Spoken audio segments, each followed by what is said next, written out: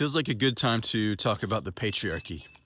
Since we've already established that authority issues are emotional repression issues, because we were conditioned to repress emotions by our earliest authorities, mom and dad, or our caregivers, that means that patriarchy issues are emotional repression issues. That the patriarchy is inside of us, we just have to learn to get it out.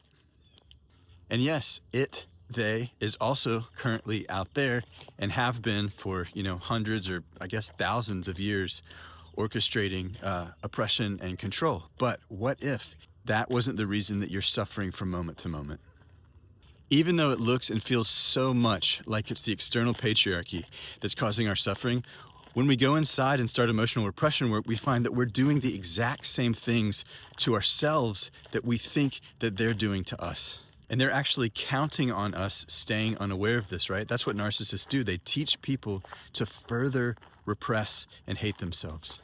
I say further because most people come into adulthood already emotionally repressed, right? We have been since we were kids.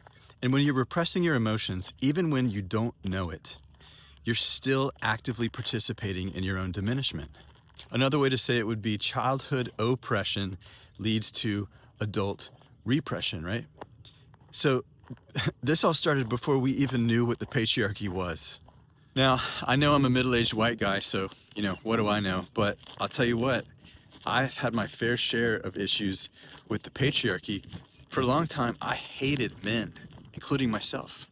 The toxic masculine thing used to enrage me, but quietly, right?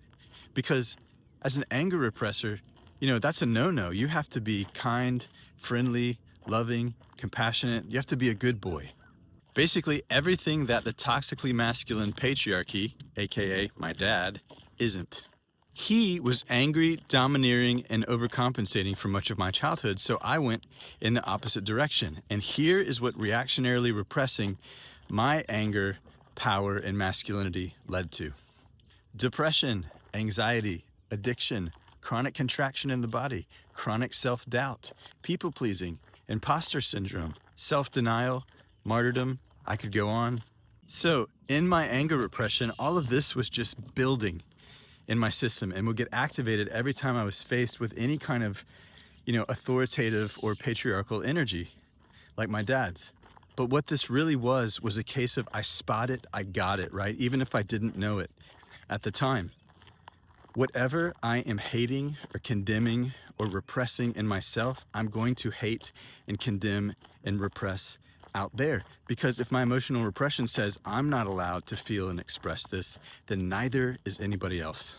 So here's what's wild. It turns out my dad is a hurt repressor, which means he can't abide the expression of vulnerable emotions, whether it be hurt or sadness or fear, in other people, right? Because if he's not allowed to, then neither am I or anyone else, yeah?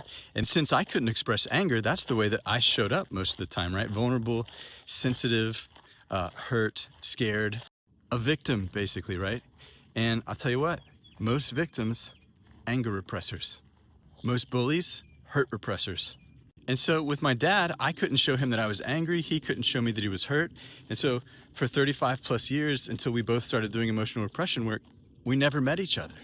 But when I was finally out of my own repression enough that I was able to tell him that I had been angry about certain things in childhood, not only did my issues with him, which had been lifelong, really start to fall away and diminish, but my issues with anything patriarchal started to go too. And my tight fixation on authority just went, whew, right? Because I had stopped subverting my own authority by coming out of the repression of my anger.